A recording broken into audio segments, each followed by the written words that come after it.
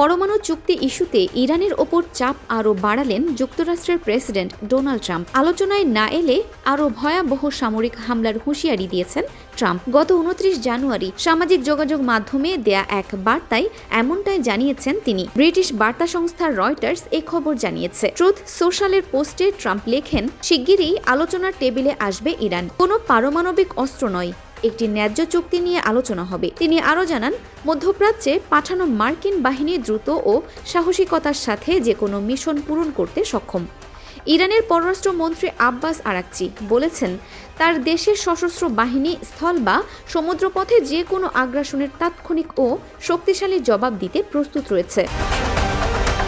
মার্কিন পররাষ্ট্রমন্ত্রী Marco Rubio জানান, ইরানের সর্বোচ্চ নেতা খামেনিকে অপসারণ করলে দেশটির ক্ষমতা কে গ্রহণ করবে তা স্পষ্ট নয়। আবারও ইরানে বিক্ষোভ হতে পারে বলে ভবিষ্যৎবাণীও করেছেন তিনি। এদিকে ইরানের বিপ্লবী গার্ডকে সন্ত্রাসী সংগঠন ঘোষণা করেছেন আর্জেন্টিনার প্রেসিডেন্ট হাভিয়ের মিলেই।